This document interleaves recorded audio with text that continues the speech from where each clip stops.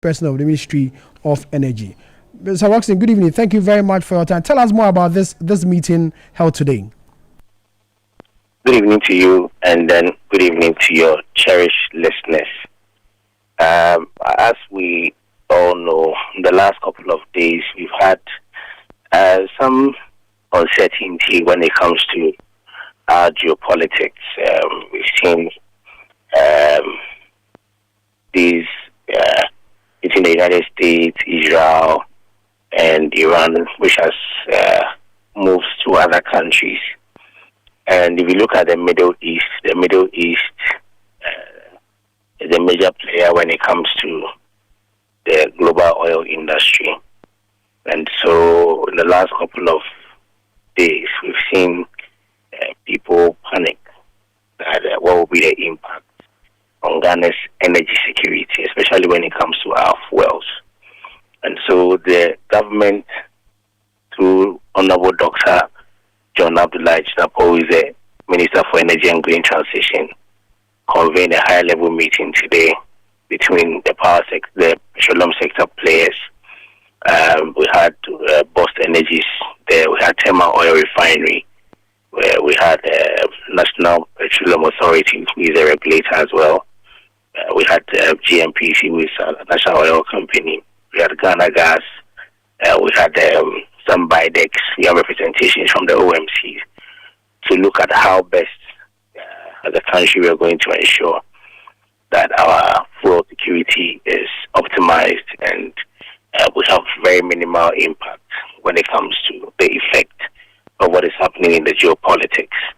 And so, Honorable Minister, through the engagement and the number of simulations, directed the National Petroleum Authority, that is the regulator, to continue to monitor the oil market industry to ensure that there's fuel security when it comes to the availability of fuel product.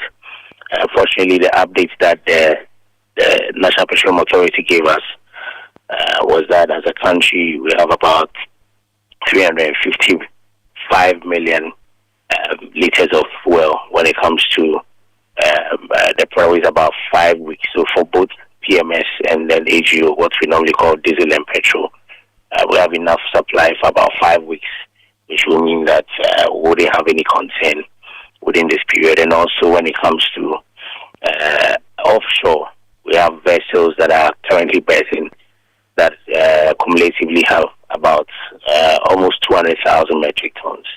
And so that's the most important thing. The most important thing is that we should be able to have adequate supply when it comes to our product. We should be able to move around, and we cannot show public that we don't expect to have any disruptions when it comes to the availability of fuel products in the market. Your statement says, and I quote, Dr. Jinapo underscored the need to be proactive to safeguarding Ghana's energy supply reliability. That's the part I want to ask the question. He says, he emphasized that contingency measures are being reviewed and strengthening to minimize any potential effect. What is these measures you're talking about, and what are these measures you intend to review?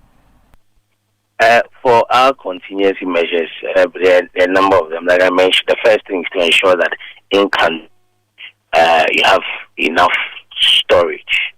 And when you check across the country, almost all our storages are full, whether the private sector or the public sector, including the tanks at our refineries, the tanks were at Bost. Beyond that, if you also check what we have at Anchorage, we also have enough supply as well. And then the vessels that are in our safe waters, those are the measures that we're looking at. Beyond that, you also look at even for private refineries like SEM2, the refining, Tema Oil Refinery is also doing the same. So those are the contingency measures that we put in place as a country.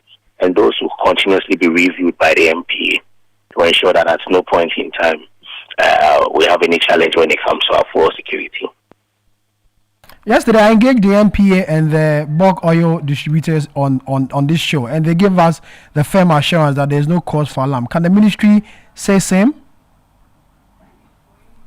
Oh, if you look at the statements released by the ministry, you can be rest assured that the government is fully committed in protecting Ghana's energy security, especially when it comes to our fuel. And we don't expect that at this time some of these developments will come to bite us because of the measures that we have in place. There's our hope that very soon, this conflict will come to an end. But we'll continue to review it from time to time and then continue to enhance our contingency measures to ensure that the people of Ghana are protected when it comes to our energy security. Richmond Roxon, thank you very much for your time. He speaks for the Ministry of Energy and Green Transition. Thank you very much for